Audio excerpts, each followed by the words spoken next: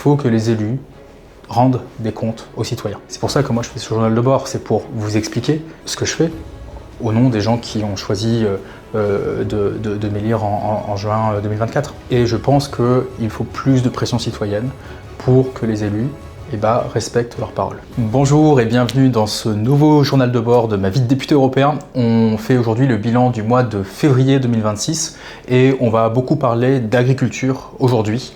On va parler du salon de l'agriculture où j'ai pu être ce lundi, aussi de l'accord de libre-échange avec le Mercosur qu'on continue à combattre de manière à protéger nos agriculteurs, et enfin des banques alimentaires pour faire en sorte que notre agriculture serve à produire des aliments de qualité, accessibles à chacune et chacun, et notamment ceux qui sont le plus dans le besoin. Bienvenue dans ce nouveau journal de bord. Donc à la fin du mois de février, il y a eu l'ouverture du Salon de l'agriculture à Paris. Vous le savez, le Salon de l'agriculture à Paris, c'est toujours un moment à la fois politique et festif très important. Moi, en fait, c'était la première fois que j'allais au Salon de l'agriculture. J'avoue que voilà, mes parents m'y ont jamais emmené. Je sais qu'il y a beaucoup de gens en région parisienne qui vont souvent, notamment pour voir des vaches. Je vous avoue que quand on est normand, on va pas à Paris pour voir des vaches, on n'en a pas besoin. Donc j'avais jamais eu l'occasion, en fait, de mettre les pieds dans le Salon de l'agriculture. Donc c'était une vraie découverte. Et donc on a pu le faire avec plusieurs députés européens. Et donc du coup lundi matin, je me suis retrouvé avec Raphaël Glucksmann, aussi avec Eric Sargiacomo, qui est un député européen socialiste des Landes et qui est le chef de file de notre délégation sur les questions agricoles, et aussi avec Claire Fita, qui vient de la région Occitanie et qui est une députée européenne très active. Et donc du coup, tous les quatre, on a pu un peu découvrir ce salon de l'agriculture. On a fait du coup tout un tas d'échanges. Certains des échanges étaient nous quatre avec d'autres personnes. Puis aussi à un moment, j'ai pris ma liberté d'aller voir aussi d'autres gens pour avoir des discussions en plus petit comité. Ce que je trouve intéressant en fait, c'est de pouvoir aussi découvrir des secteurs que je ne connaissais pas forcément très bien. Par exemple, un des domaines que je ne connaissais pas très bien, c'est les vergers. Les vergers, c'est quoi? C'est la production de poires et de pommes en particulier. Même si on sait que les pommes et les poires, c'est important en Normandie, beaucoup de nos pommes et nos poires, en fait, elles sont beaucoup utilisées, non pas pour être consommées, pour être vendues dans la grande distribution, mais pour faire du cidre, du calvados, etc. Et donc, c'était intéressant pour moi d'échanger avec des gens qui sont sur des vergers, donc en Centre-Val de Loire et dans d'autres régions de France, et qui sont face à d'autres problématiques que celles qu'on connaît en Normandie. J'ai pu aussi échanger avec les jeunes agriculteurs, donc qui est un syndicat agricole, où on a pu notamment parler de la question des aides à l'installation pour que des jeunes, qu'ils soient fils agriculteurs ou pas d'ailleurs, puissent s'installer et puissent du coup réaliser ce beau métier qui est un métier en fait qui permet de produire de la nourriture tout en protégeant l'environnement, protégeant la qualité de l'eau et aussi le bien-être animal. Et donc c'était intéressant de pouvoir échanger avec eux sur les défis qu'on rencontre quand à 20 ans, 25 ans, 30 ans, on cherche à s'installer pour pouvoir reprendre ou développer une exploitation agricole. Et j'ai pu aussi échanger avec les brasseurs. Voilà, c'était assez intéressant parce que du coup, je connais un peu la filière cidricole, donc tout ce qui est production de cidre et de calvados, et moins la filière de bière, je la connais surtout en tant que consommateur. Je trouvais ça intéressant de pouvoir échanger avec eux, à la fois sur des enjeux qui sont spécifiques à ce secteur, notamment la production d'orge, qui est une céréale essentielle au brassage de la plupart des bières, mais aussi des défis énergétiques qui sont en fait assez proches de ceux que je connaissais déjà pour la fabrication du cidre et du calvados. À partir du moment en fait où vous distillez des choses, vous avez besoin d'avoir un certain niveau de chaleur. Dans le cas de la bière, vous avez aussi besoin d'énergie pour refroidir votre produit à différents moments. Et en fait, aujourd'hui, c'est des choses qu'on peut faire avec de l'électricité, mais il y a encore beaucoup de brasseurs qui utilisent du gaz. Et vous le savez, ce gaz-là, il est polluant, il est cher, et en plus on n'en a pas chez nous. Donc c'est souvent du gaz qui est importé soit de la Russie de Vladimir Poutine, soit des États-Unis de Donald Trump, le fameux gaz de schiste américain. Donc même si c'est qu'une toute petite partie du gaz russe ou du gaz américain qui est utilisé pour brasser de la bière ou fabriquer du calvados, en fait, vu qu'on a les technologies pour faire ça avec de l'électricité normande, française et européenne, autant aider nos PME à passer à des technologies plus propres, à des processus de production plus respectueux de l'environnement et qui sont aussi meilleurs pour notre souveraineté et meilleur pour les coûts de production de nos brasseurs et de nos distilleurs. La discussion avec les brasseurs était aussi sur le développement de nouvelles pratiques de consommation et notamment les bières sans alcool. Et c'est vrai, et vous l'avez peut-être remarqué comme moi, que les bières sans alcool sont devenues bien meilleures et bien plus nombreuses. Et ça aussi, je trouvais que c'était une discussion intéressante pour voir comment est-ce que un secteur économique en fait, évolue, innove, crée de nouveaux produits pour s'adapter aussi à un public qui veut continuer à consommer de la bière, mais qui a aussi envie de pouvoir le faire d'une manière différente et d'une manière plus respectueuse pour notre santé, que ce soit tout au long du mois de janvier, donc le fameux mois de janvier sans alcool, ou même plus généralement qu'on veut consommer moins d'alcool, et spécifiquement pour les femmes enceintes, puisqu'on sait que toute consommation d'alcool pour une femme enceinte est vraiment un immense risque et que là, il faut vraiment viser de zéro alcool, ce que peut permettre des bières sans alcool, 0,0. C'est quelque chose qui peut continuer à être consommé par des femmes enceintes si elles le souhaitent. Évidemment. Donc cette visite du salon d'agriculture, c'était une manière de découvrir plein de domaines et en fait aussi de voir que à la fin des fins, on revient toujours sur un seul et même problème qui est l'actuelle politique agricole commune, la fameuse PAC, qui est une politique européenne et qu'il faut refonder en profondeur. Alors, on pourrait faire 10 journaux de bord sur la réforme de la politique agricole commune. Aujourd'hui, je voulais juste vous parler d'un élément parce qu'il est revenu dans toutes mes discussions avec tous les agriculteurs, les éleveurs, les vergers, les brasseurs que j'ai pu rencontrer au salon d'agriculture. Ce problème, c'est ce qu'on appelle les aides à l'hectare. Les aides à l'hectare, c'est quoi? C'est le principal poste de dépense de la politique agricole commune. Donc en fait, la première mesure qui coûte de l'argent, c'est l'aide à l'hectare. C'est une aide qui va être donnée en fonction du nombre d'hectares dont dispose un exploitant agricole. Ça veut dire quoi? Ça veut dire que un exploitant agricole qui détient 1000 hectares, il va recevoir beaucoup plus d'argent qu'une petite maraîchère bio qui va travailler sur 2 hectares, 4 hectares. Et du coup, en fait, en donnant cet argent-là en fonction du nombre d'hectares, on donne beaucoup plus d'argent en fait, aux gens qui en ont déjà trop. Et donc ça, c'est un vrai problème. La première chose qui pourrait être faite, Emmanuel Macron pourrait le faire dès maintenant s'il en avait envie, c'est de plafonner les aides à l'hectare. C'est ce que font par exemple les socialistes espagnols. En Espagne, ils ont mis un plafonnement des aides à l'hectare et donc du coup, aucun paysan, aucun agriculteur ne peut recevoir plus de 100 000 euros par an. 100 000 euros par an, c'est déjà une somme d'argent assez incroyable. Donc la première chose à faire, et ça peut être fait vraiment de manière immédiate, en France, c'est de faire comme en Espagne, de mettre un plafond en disant ok, on continue avec les aides à l'hectare même si c'est pas du tout le meilleur système, mais on les plafonne et du coup les grands exploitants ils recevront maximum 100 000 euros alors qu'aujourd'hui il y en a, ils reçoivent 150 000, 200 000 euros par an. Et ça permet quoi? Ça permet surtout de faire en sorte que cet argent-là, qui est de l'argent public, c'est l'argent de nos impôts, puisse être utilisé à autre chose, que ce soit de l'aide à l'investissement, mais aussi de l'aide pour des pratiques plus respectueuses de l'environnement, des pratiques agroécologiques, y compris aussi le passage à l'agriculture biologique. Donc cet élément des aides à l'hectare, c'est vraiment revenu constamment. Tous les gens avec qui j'ai pu discuter me disaient « il faut revoir ce système-là ». À minima le plafonner et peut-être voir comment est-ce qu'on peut faire évoluer les choses pour qu'on donne moins d'aide juste parce que quelqu'un possède des hectares, mais plus pour que cet argent-là il puisse soutenir l'emploi, soutenir la protection de l'environnement, soutenir une production véritablement digne et des revenus dignes pour nos agriculteurs et notamment pour nos éleveurs. Donc ça c'était la partie plus politique, j'avoue qu'à un moment j'ai fait une pause et donc du coup j'ai voulu un peu me distraire, donc je suis allé évidemment au stand Normandie du salon d'agriculture juste pour vagabonder et parler un peu avec les gens et c'était très chouette. Je voulais vous parler comme de 2 rencontres que j'ai fait là-bas. La première personne dont je vais vous parler c'est une entrepreneuse normande qui s'appelle Christelle Froger. Qui est basée à Gachenville dans l'Eure et elle a toute une approche en fait de la cuisine que j'ai trouvé hyper intéressante et donc son idée c'est vraiment d'avoir des recettes qu'elle crée elle-même. Clairement on sent que dans sa cuisine elle est influencée par des cultures qui viennent du monde entier mais de le faire constamment avec des produits normands et je trouvais ça très intéressant comment est-ce que dans sa pratique de la cuisine elle montrait en fait un élément de cette identité qu'on a chez nous en Normandie.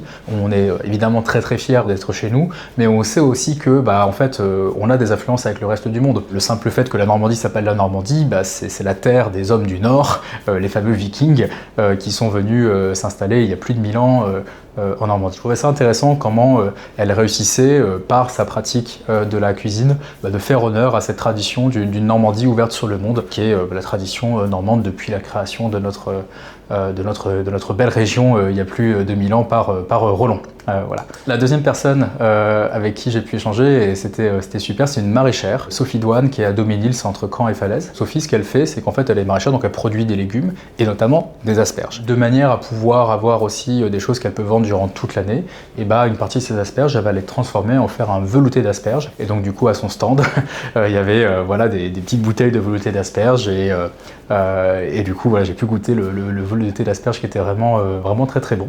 Et ça a permis du coup de déclencher un peu une discussion, et je trouvais ça hyper intéressant comment en fait elle voyait que le climat de la Normandie changeait, ce qui est évidemment catastrophique de plein de points de vue, mais ce qui donne aussi une possibilité de pouvoir produire des choses qu'on ne pouvait pas produire en Normandie. Vous l'avez peut-être vu dans vos magasins, on commence à produire du vin en Normandie, c'est pas l'objectif de Sophie, mais elle essaie de voir comment est-ce qu'elle peut produire d'autres types de produits qu'on n'avait pas fait en Normandie, notamment des fruits et des légumes qui sont pas historiquement de chez nous, mais qu'on pourra peut-être produire en Normandie dans les mois et dans les années à venir. Voilà, donc cette première visite au sein de l'agriculture, c'était très chouette. Enfin, voilà, il y avait à la fois cette dimension très politique, on pouvait rentrer dans le fond des sujets, et cette dimension, on va dire, plus humaine et plus festive qu'on peut retrouver au salon de l'agriculture. La deuxième chose dont je voulais vous parler, c'est ce fameux accord de libre-échange sur le Mercosur, où on a obtenu, au cours des 2 derniers mois, une première victoire, de manière à pouvoir empêcher l'application de cet accord de libre-échange qui a été signé par la Commission européenne. Cet accord de libre-échange, pour pouvoir devenir la loi, pour pouvoir être appliqué dans les années à venir,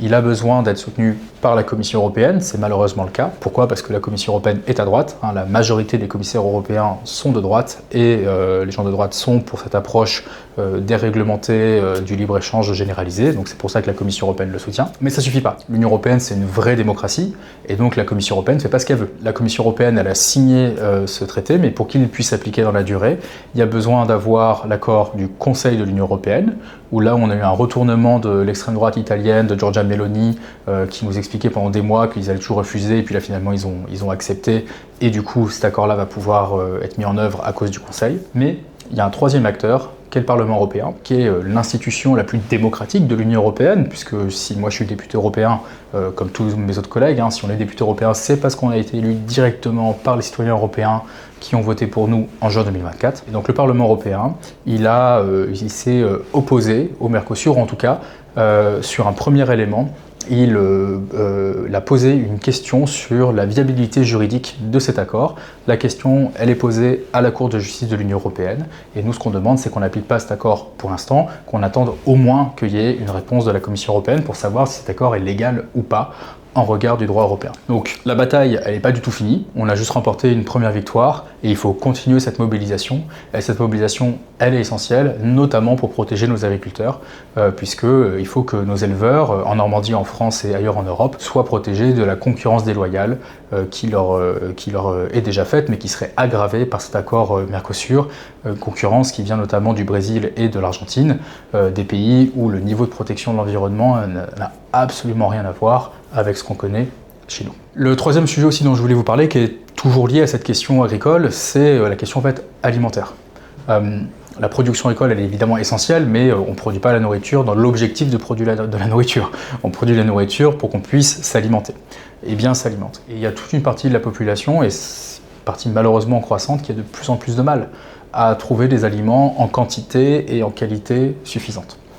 Et donc du coup, j'ai pu échanger au sein de l'agriculture avec les banques alimentaires, à la fois leur branche française, mais aussi la branche européenne. Le sujet des banques alimentaires, il n'est pas nouveau pour moi. C'est un sujet que je connais bien. J'ai fait beaucoup de déplacements en Normandie, notamment sur ce sujet-là. Je pense par exemple à l'épicerie solidaire de l'Agorae, qui est située au niveau du Crous à Caen, que j'ai pu visiter pour échanger avec les gens qui permettent en fait à cette épicerie solidaire de fonctionner. Il y a aussi peut-être 4-5 mois maintenant, je suis allé aux mines de Rouen, où il y a un centre logistique qui collecte la nourriture et les produits de première nécessité qui sont achetés par le chantier d'insertion que je suis allé visiter. Et ils collectent toute cette nourriture-là qui ensuite est envoyée dans les épiceries solidaires, pas simplement de Normandie, mais de tout le Grand Ouest. Donc ces banques alimentaires, elles jouent un rôle fondamental pour permettent l'accès à une nourriture saine et de qualité à un prix vraiment abordable pour tous les gens qui en ont besoin et notamment pour les plus pauvres. Et c'est pas très connu, mais en fait une part importante du financement de ces banques alimentaires, c'est en fait l'argent de l'Union européenne. Alors, comment ça se fait que l'Union européenne s'est intéressée à ça? En fait, pour ça, il faut revenir dans les années 80. Les années 80, c'était la dernière période où on avait un président de la Commission européenne de gauche. C'était Jacques Delors. La dernière fois qu'on a eu une Commission européenne à gauche, c'était durant la période de Jacques Delors, donc c'est-à-dire de 1984 à 1994. Pensez-y, c'est-à-dire que la dernière fois que moi j'ai connu une Commission européenne à gauche, j'avais 4 ans et demi. Autant vous dire qu'à l'époque, je m'intéressais pas trop à la politique européenne. Donc beaucoup des problèmes qu'on a aujourd'hui en fait en Europe, c'est parce que ça fait 32 ans que l'Europe elle est gouvernée au centre droit ou à droite. Bon, c'est ainsi. Donc à l'époque où l'Europe était encore gouvernée à gauche, il y avait Jacques Delors qui était président de la Commission européenne, et à ce moment-là, il y avait une surproduction alimentaire en Europe. La politique agricole commune avait réussi à éviter les pénuries alimentaires qu'on a connues dans les années 50, mais il y avait tellement de production que ça provoquait des problèmes. Et à ce moment-là, il y avait une figure en France qu'on connaît tous qui s'appelle Coluche qui crée les Restos du Cœur. Et du coup, dans cette rencontre entre Coluche et Jacques Delors, président de la Commission européenne, de ça est née l'aide européenne alimentaire, qu'on a notamment pendant un moment appelé le programme européen d'aide aux plus démunis. À l'époque, l'idée c'était que l'Union européenne achète directement de la nourriture, puisqu'il y en avait trop qui étaient produites par le système agricole, et que cette nourriture soit donnée à des acteurs de l'aide alimentaire, comme les Restos du Cœur, mais aussi le Secours populaire, les banques alimentaires et d'autres organisations. Avec le temps, on a réussi à sortir de cette surproduction alimentaire, et l'Union européenne a continué à aider bien évidemment les associations, mais non pas en donnant directement la nourriture, mais en donnant de l'argent. Ça existe encore aujourd'hui, c'est une petite ligne budgétaire, donc c'est pas un fonds européen dédié, mais c'est une ligne budgétaire dédiée dans le Fonds social européen qui permet aujourd'hui aux Restos du Cœur, au Secours populaire et à plein d'autres organisations d'aide alimentaire de faire leur travail. Et donc ça dépend des organisations, mais grosso modo c'est à peu près un quart des repas des Restos du Cœur par exemple qui sont fournis grâce à l'argent de l'Union européenne. Or ça, la Commission européenne actuelle, gouvernée par la droite, veut y mettre fin. Ils veulent y mettre fin comme ils veulent mettre fin au Fonds social européen, comme ils veulent mettre fin au programme LIFE, qui est un programme de protection de la biodiversité. Ça fait partie de cette espèce de plan budgétaire de la Commission européenne qui consiste à supprimer des fonds sociaux et écologiques, sans le dire, ils vont pas dire on va supprimer l'aide alimentaire, mais ils disent on va fusionner ça dans un fonds plus général pour simplifier, c'est le mot évidemment qu'ils utilisent. Mais en fait, on sait très bien que si on fait ça, l'aide alimentaire de fait, elle va baisser. Pour un pays comme la France, on parle d'environ un peu plus de 100 millions d'euros par an, ce qui est rien du tout à l'échelle du budget européen, qui est plus de 1000 fois plus grand que ce chiffre-là, mais ce qui est énorme, bien évidemment, pour tout ce que ça permet de faire, tous les repas que ça permet de fournir aux gens qui en ont besoin. Pendant toute cette année 2026, on va continuer à se battre pour que le prochain budget pluriannuel de l'Union européenne, donc sur la période 2028-2034, qu'il soit le meilleur possible. Pour qu'il soit le meilleur possible, il faut qu'on investisse à la hauteur des enjeux, tant écologiques que sociaux, et c'est pour ça qu'on veut défendre cette ligne budgétaire de l'argent européen qui permet d'avoir un financement direct des banques alimentaires, des Restos du Cœur, du Secours populaire, et qui permet du coup, qui leur permet de fournir une alimentation de qualité à un maximum de gens, et notamment les gens qui en ont le plus besoin. Et avant de finir ce journal de bord consacré aux questions agricoles et alimentaires, vu qu'on est au mois de février, je voulais quand même dire un petit mot sur ce qui se passe en Ukraine. On a commémoré l'entrée de l'Ukraine dans la 5e année de la guerre qui a été déclenchée par Vladimir Poutine. Cette guerre, c'est une guerre qui a été choisie par Vladimir Poutine. Il a fait ce choix-là il y a 4 ans. Il y a 4 ans, il a décidé de lancer son armée pour envahir l'intégralité de l'Ukraine. Il y a 4 ans, beaucoup de gens pensaient que l'Ukraine allait s'effondrer en quelques jours. Moi, je pensais pas ça. Je connaissais trop d'Ukrainiens pour savoir que l'Ukraine n'allait pas s'effondrer. Mais à la fin, ce qui a permis à l'Ukraine de tenir, c'est d'abord et avant tout le courage des Ukrainiens. Le courage des soldats ukrainiens qui sont battus pour défendre l'aéroport d'Hostomel à côté de Kiev durant les premiers jours de l'invasion, mais aussi le courage de ces centaines de milliers d'Ukrainiens, civils comme militaires, qui contribuent à la défense de l'Ukraine. Et ce que nous, on doit faire aujourd'hui, c'est de continuer à être aux côtés des Ukrainiens. La stratégie de Poutine, elle ne peut fonctionner que si nous, Européens, on arrête de soutenir l'Ukraine. Aujourd'hui, Poutine, il n'arrive pas à avancer. Aujourd'hui, si la guerre rentre dans sa 5e année, c'est parce que l'armée russe n'arrive pas à avancer. La vitesse de progression de l'armée russe en Ukraine est très littéralement inférieure à la vitesse de progression d'un escargot. très littéralement. L'armée russe, aujourd'hui, elle avance en Ukraine à une vitesse qui est la plus faible de toutes les avancées militaires de l'histoire des guerres récentes. Donc vraiment, cette idée que la victoire russe est inévitable, elle est complètement fausse. Et la première ligne de défense, c'est évidemment l'armée ukrainienne. La deuxième ligne de défense, c'est la société ukrainienne, qui vit dans sa chair le coup de cette guerre que Poutine mène contre le peuple ukrainien. Vous l'avez probablement vu à la télé ou sur les réseaux sociaux, il y a des attaques russes contre le réseau énergétique ukrainien qui ont fait que des millions d'Ukrainiens sont constamment privés de chauffage et d'électricité, alors que l'Ukraine vit le pire hiver depuis le début de la grande invasion de 2022. Donc nous, Européens, il faut qu'on soit à leur côté, il faut qu'on continue à les soutenir. Et pour ça, le Parlement européen vient d'adopter un plan de soutien à hauteur de 90 milliards d'euros, ce qui va permettre à l'Ukraine d'avoir suffisamment de financement pour au moins les deux ans à venir. Donc cette aide à l'Ukraine, elle est fondamentale. Ces 90 milliards sont fondamentaux. Et là-dessus, il faut être très clair. Les gens qui sont les vrais amis de l'Ukraine sont les gens qui soutiennent, y compris financièrement, l'Ukraine. Les gens qui s'opposent à ce soutien financier, c'est des gens qui soutiennent Poutine, et qui soutiennent la capitulation et l'extermination du peuple ukrainien. Alors regardons comment est-ce que les gens ils ont voté. Comment est-ce que les députés européens français ils ont voté. Les écologistes, les sociodémocrates, les libéraux, on a évidemment tous voté en faveur de l'Ukraine. Qu'a voté Jordan Bardella et les députés du Rassemblement national? Ils ont voté contre. Mais regardons aussi ce qu'ont voté les Insoumis et les Républicains. Tant les Insoumis de Jean-Luc Mélenchon que les Républicains de François-Xavier Bellamy et de Bruno Retailleau, ils se sont abstenus sur ce sujet-là. Et autant, vu les positions de Jean-Luc Mélenchon, j'étais pas surpris de leur vote, autant j'ai été complètement surpris par le vote du parti de droite français, les Républicains. Parce que normalement, quand on se dit héritier du général de Gaulle, eh ben on devrait soutenir l'Ukraine libre, puisque, enfin je veux dire, c'est l'évidence même qu'il faut soutenir la résistance ukrainienne quand on est convaincu que la bonne attitude à avoir durant la Seconde Guerre mondiale, c'était la résistance française et la France libre. Et donc aujourd'hui, on vit dans cette France-là. On vit dans une France où, encore aujourd'hui, la majorité des Français sont en faveur de ça, mais la majorité des députés européens français n'ont pas voté en faveur du soutien à l'Ukraine. Et ça, j'en suis profondément attristé. Et là-dessus, comme sur beaucoup de sujets, je pense que la solution, elle est très simple en fait. Il faut que les élus rendent des comptes aux citoyens. C'est pour ça que moi je fais ce journal de bord, c'est pour vous expliquer ce que je fais au nom des gens qui ont choisi de m'élire en juin 2024. Et je pense qu'il faut plus de pression citoyenne pour que les élus respectent leurs paroles. Puisque la majorité des Français veulent le soutien à l'Ukraine, j'aimerais bien qu'on puisse à nouveau avoir une majorité de députés européens français qui soutiennent l'Ukraine. Là, ça n'a pas été le cas, malheureusement, à cause du vote du Rassemblement national, de la France insoumise et des Républicains qui ont choisi soit de voter contre, soit de s'abstenir sur cet enjeu fondamental qui est ce prêt de 90 milliards à l'Ukraine. Donc merci d'être resté jusqu'au bout de ce journal de bord. Voilà, un mois de février qui a été assez chargé tant sur les questions agricoles que sur les questions ukrainiennes. La bonne nouvelle aussi, c'est qu'il fait un peu plus beau maintenant et donc l'hiver n'est pas encore complètement fini. On risque d'avoir des gelées au mois de mars, mais on sent aussi ce printemps qui arrive et ça fait chaud au cœur. Et donc, si vous voulez voir le premier journal de bord du printemps, que je ferai du coup à la fin du mois de mars, je vous invite à vous abonner, à cliquer aussi sur la cloche de manière à ne rater aucune des prochaines vidéos. Très bonne journée à vous.